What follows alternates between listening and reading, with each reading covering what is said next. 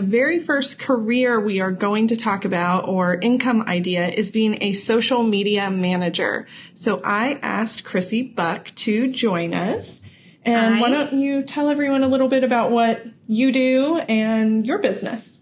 Yeah, so I'm the Digital Communications Director for Alice Analytics, and we are a tech startup here in Wichita, Kansas, developing AI for the HR space, the human resources space. So we collect data from videos. So my responsibility is to educate the public about data and AI specifically in the HR world. But you also do social media management in addition to I do. Alice. Yes. So I have some clients that I also help with their social media. So I have a zero energy ready home builder, passive house builder. I have a matchmaker and social coach. And I also have... Anybody need a date? Exactly. And I also have somebody who owns his own paper shredding company. Okay. And so how long would you say you've been doing social media management? I've been doing social media management for about 7 years. I started just on my own. I had a direct sales company. I sold candles. And, I wanted to figure out how to use social media to reach my audience, reach my customer, which was a lot of family and friends to begin with. And so I used social media there. And then I started a DIY blog where I went throughout my house and I did projects and I took pictures and I wrote about it. And then I promoted it on social media, specifically Pinterest and Facebook. And then I went back to school to learn web development. And while I was in school, I took an online marketing class and fell in love with it. I aced the class and I decided that's what I wanted to do. Like it was just a natural progression into this career. Right. Yeah. Well, and a little bit about me, because this career and income topic is what I do. I have been basically in the print industry for 15 years. Oh my gosh. It's a long time. And at the time, like when I went to college, social media did not exist. Facebook came out 2 months after I graduated college. And by the time I heard about it, I didn't have a college email address anymore. And you still had to have a college email to sign up. So I actually wasn't even allowed to have an account until about 7 years later.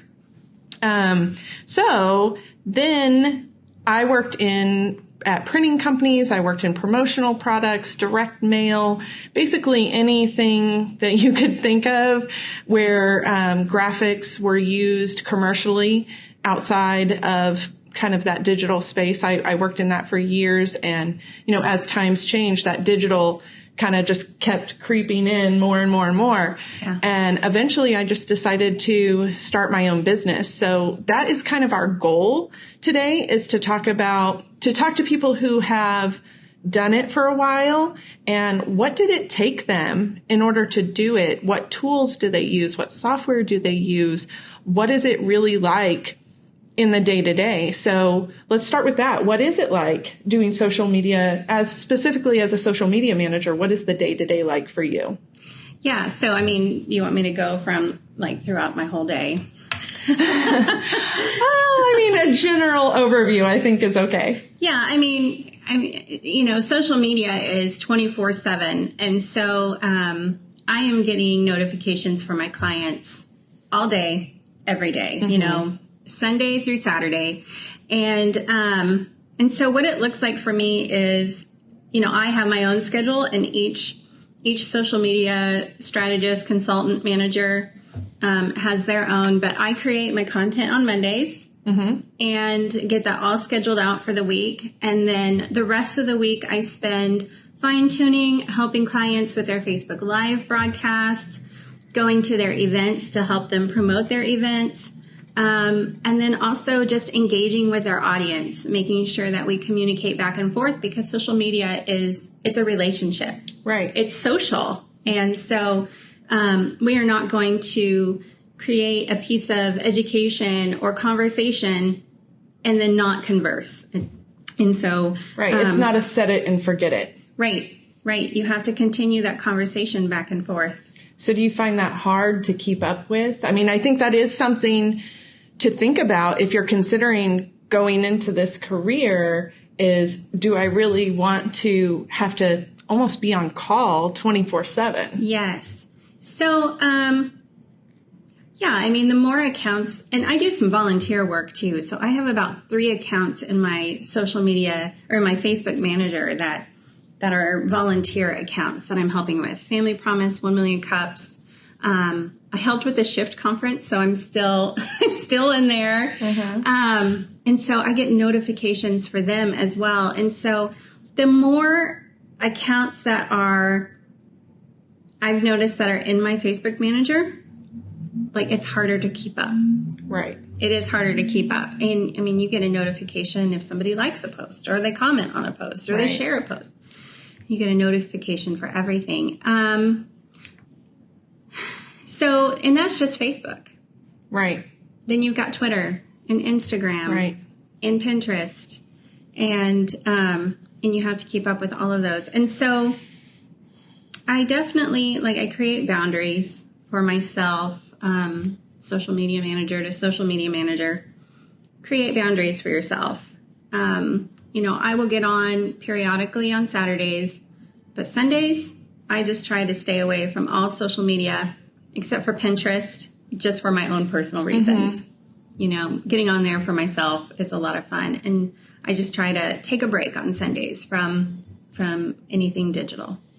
Well, and I personally, we'll get to some tools and software in a minute that we use, but I personally put tools in place to where I know I'm catching every comment and every message.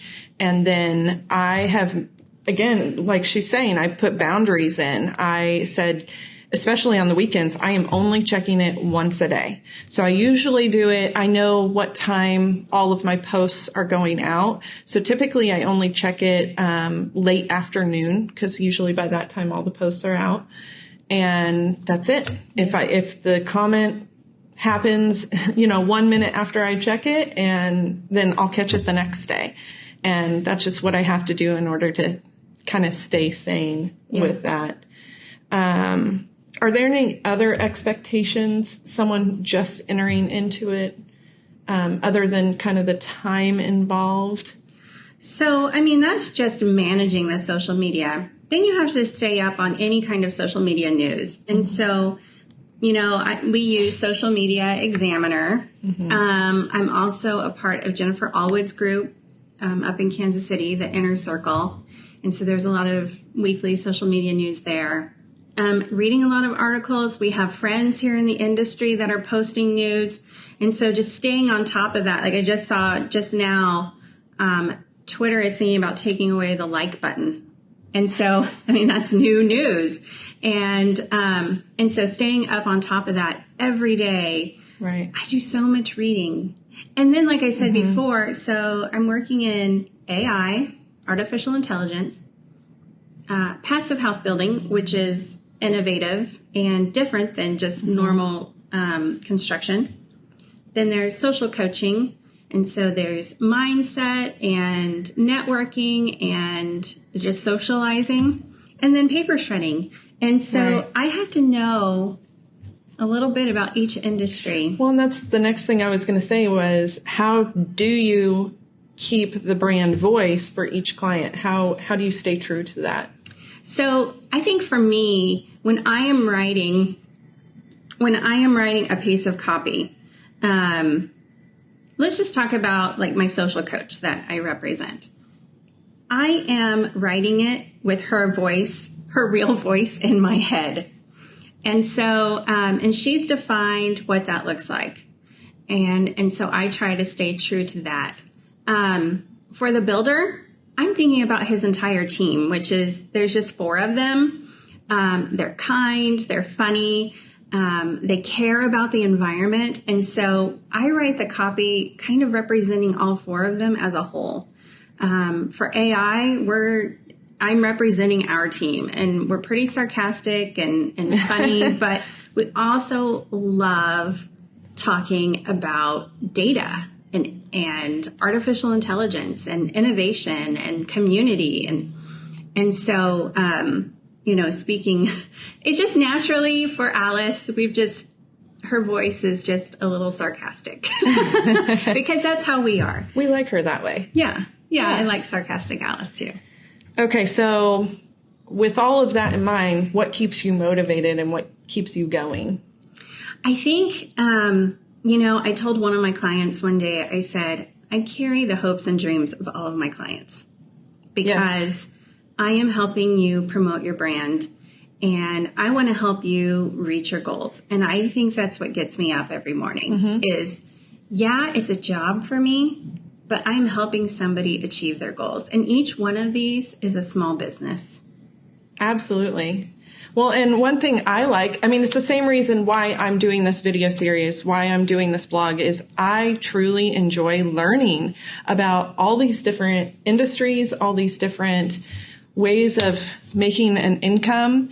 And, sometimes I get a little more invested in one account than the other because I just find it so fascinating. And it's great that through my job, I'm able to kind of have my toe in the water in 10 different industries. Absolutely, yeah. So, okay, so I guess, did you come up with, for Insights, did you come up with the name? No, so Insights was actually a career consulting business. So, interview coaching, resume building, and it's a division from that we just started so that I could bring in some extra income. Alice is a startup, and so I'm not working full time for Alice. And so this was another revenue stream for me created by my boss who owns both companies. And so he created this division. I run it. And so we just naturally, used the Insights name and added the social media consulting to it. So I think that's one difference you can see in how you can be a social media manager and still have that flexibility. And I think your situation is pretty rare, having a boss who lets you basically just run the show and run the business and make your time flexible. Yeah. Whereas opposed to I am my business and I make my own schedule. So that is one difference and two ways of going about it. Do you have to, what about personal branding and networking? I feel like for me, that plays in a lot. I know there are a lot of marketing professionals out there that are really doubling down on their personal brand and wanting to be instructive to other marketing professionals. And that's not personally what I want to do, but it still is important to build that personal brand. And I do a ton of networking around town. I feel like sometimes it's really hard to balance the two because I am a small team right now. So I really have to go, okay, I can't be out of the office networking all week. I have to actually be behind the computer getting some stuff done. Yeah. So do you experience the same thing? Oh, absolutely. Sometimes I just have to turn networking off. I agree with you on the personal branding. That is, I'm not here to educate my peers. My personal brand is building community and encouraging innovation in our community. And so I do a lot of volunteer work, helping homeless families. Now I'm the LinkedIn local host. And so building community around LinkedIn and collaboration. And so that's my personal brand. It's not, I don't have a podcast. I don't have a vlog. It's about being on the ground and connecting with people in our community. Right. Yeah.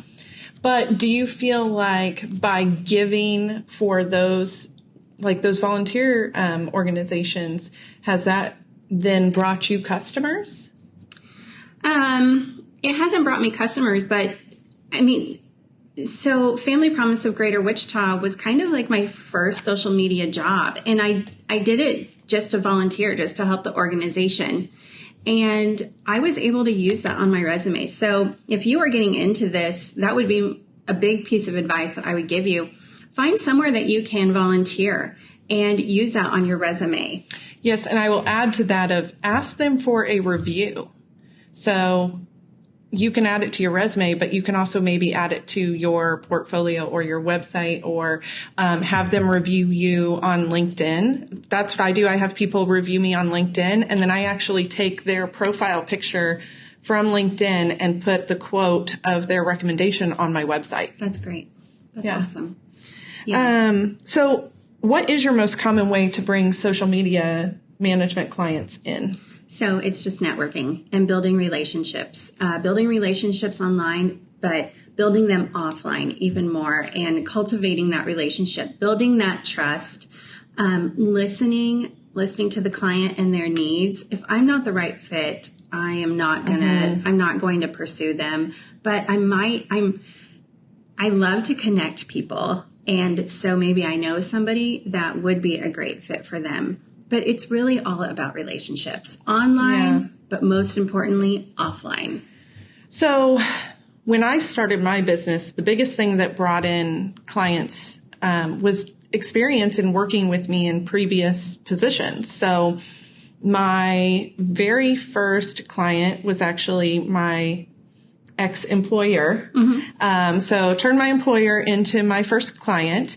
So I feel like, he saw my work ethic. He knew that I was going to be able to keep up with the work without being motivated by anyone else and do quality work.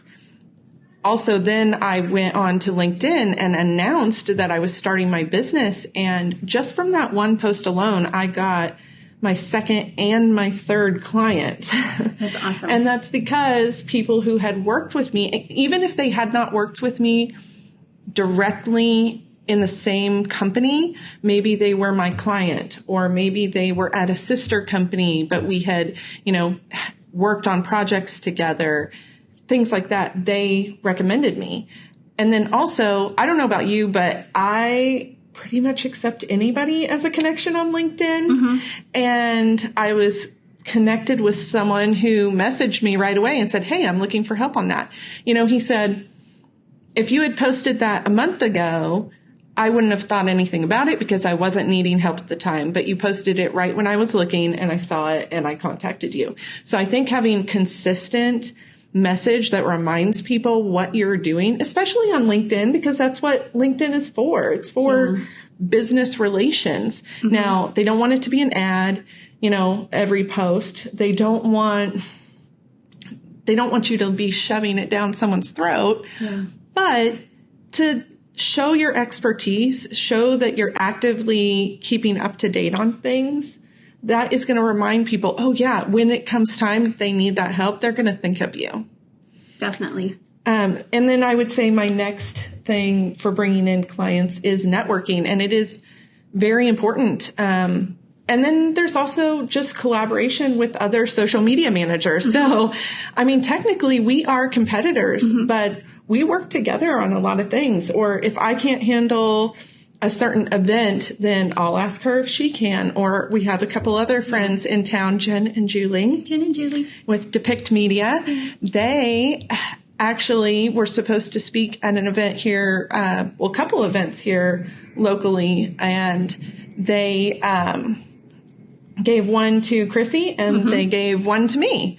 So creating those connections where even though you don't have a coworker, it feels like you do. Yes. I think that's very important.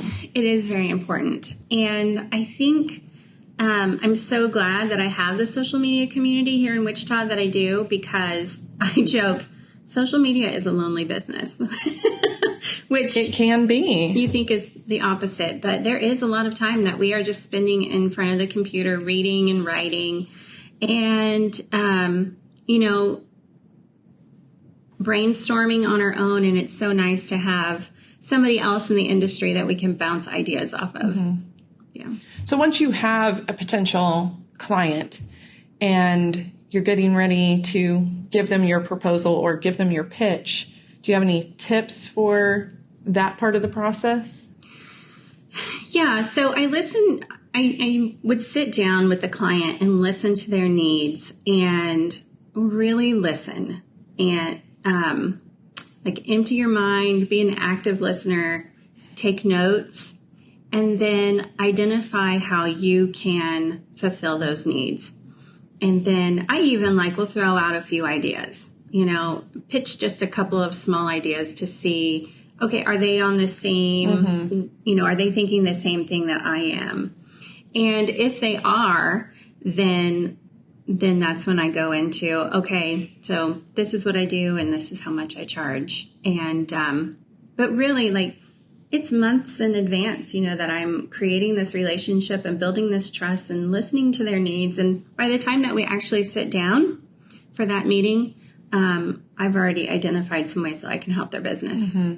Yeah, I will sit down with anybody for 30 minutes or an hour for free, just meet for coffee and kind of go over in general what their goals are and what they're currently doing to try and accomplish that, and throw them a couple ideas. If they are on top of social media enough to where they feel like they can handle it and all they needed was those couple of ideas, then if they would have hired me, they would have been like, oh, why am I paying somebody to do this when I could do it? Yeah. So if a couple ideas is going to make them not be my client, then I probably didn't want them as a client anyway. So I give them a couple ideas, and if they aren't capable of doing it, or if they don't have the time to do it, then they're going to hire me to do it. And either way, it shows that I know what I'm talking about. Yeah. So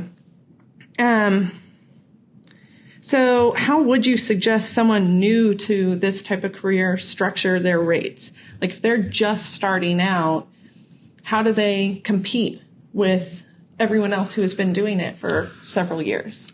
Yeah. So if you are just starting out, first of all, you want to research rates in your area because they differ nationwide. I agree.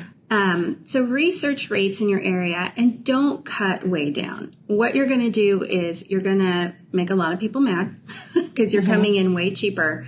But also what you're doing is you're discrediting yourself, because if I am charging X amount of dollars to run Facebook for you and you're charging way less, you're going to discredit yourself, and your potential client is going to say, well, they must not know what they're doing, or they don't provide quality work because their rates aren't on the same level as the rest of the industry.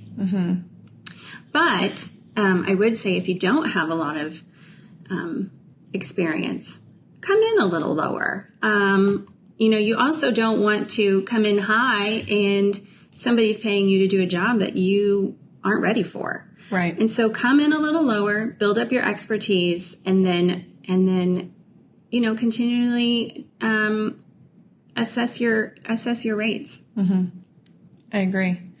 And one thing that I do is when I was first starting out was I thought, because I was going from a salaried position that I didn't have to match, but I needed to pay my bills, support my family. So what I did was I said, okay, what do I want to make overall in a year? And then how many hours do I want to work? Which obviously starting out, you're going to work more hours. Oh, definitely. Just getting started, just starting all the things, getting a website, getting all your social media, promoting yourself, networking. Oh yeah, you're going to work around the clock. I mean, I know some social media managers who try to only work 20 hours a week. That doesn't really work for me. It doesn't work for me. So I base mine on 40 hours a week.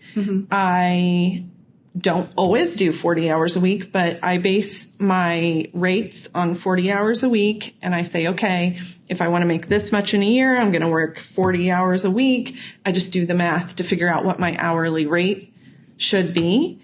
And then I stick to it.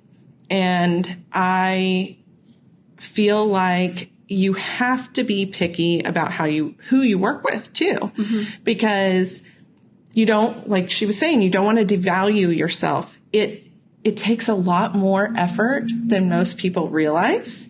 I've had people say to me, well, isn't it just simple? You can just throw something up there. It's not that simple. And if you think it's that simple, you need to do some more research. So it takes a lot of effort, and I don't want to be making so little money that I can't even pay my bills. And yet I am just working my butt off, and I'm spending so much time, and I'm sacrificing time with my family. Like, that was one of the main reasons why I started my business, was life is too short, and I need to be able to focus on the things that really matter. And that is my family and my family's security, my family's time, like how I want my day to day to look. So that's very important to me. And I think I very much stick to those rules or those guidelines I've put in place for myself. Yeah. So just piggybacking on that also, I mean, to figure out those rates for yourself and see where you're setting. Yeah. Figure out how much you want to be paid per hour. And then also add in, any overhead that you're going to have. And I mean, think about the things it's not just the monthly bills that you pay. You're going to be buying clients coffee and lunch and paying for fuel. And you need to have a professional email address. Yes. Server space for your website, paying for that. I mean, there's things that you need to consider. Consider everything, add all of that up, and then divide it. And then now you have to think, if you were making a salary or an hourly position from an employer, they're holding the taxes back. You are going to have to hold the taxes back for yourself. So I personally save back 40% of everything I make until it comes tax time and I, pay IRS whatever they say I owe them. Yes. And then if there's something left over, which there has been so far, then I can keep that. But until then, I keep the 40% back. Now, that may seem like a lot, but your employer was doing the same thing before. You just didn't see it. Yes. So don't get scared off by having to save back for taxes.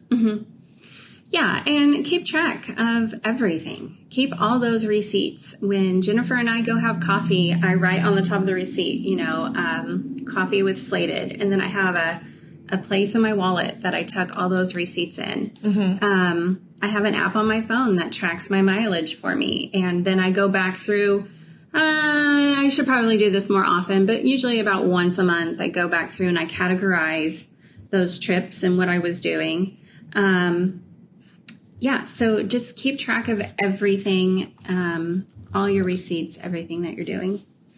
So with the last question, if someone, after watching all this, says, yes, this is what I want to do, what would be the very first step you recommend them doing? If they are coming from a place of zero experience, and I would say zero experience includes having a personal Facebook account. Right. Even if you have thousands of friends, you have not marketed a business. So that would be zero experience. I hate to burst your bubble. Yeah. You are not an expert. Right.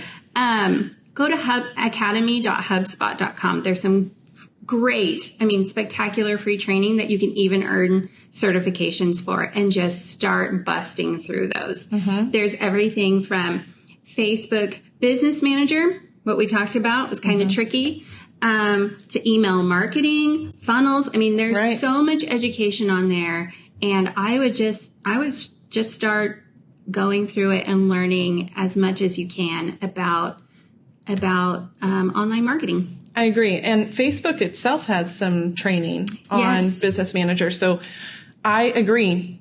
I think your first step should be to look for education materials. And so looking for those online courses that are free, looking for certifications that you can do for free or for fairly cheap, finding people to follow on all the different social media channels, following Social Media Examiner, Social Media Today. Those are all places where you are going to get so much information that if you even read a quarter of everything they put out, you would have a great start. Yes, I agree. But it's not hard. It's not hard to get started. We were talking about funnels and email marketing and all of these things. And it sounds big and scary, but it's not big and scary. And just start, just start with one platform and learn it and master it and figure it out inside and out, and then go to the next one. I mean, yes. I don't know LinkedIn very well.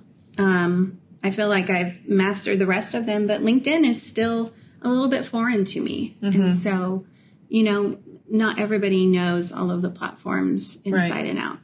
Right. I completely agree. Mm-hmm. So, Krissy's recommendations for tools will be on the website, as will links to every piece of information she has given us today, and also links to her business and her personal connection. So if you want to get in touch with her or with me, just check out the website, and thank you for watching. Yeah, thanks.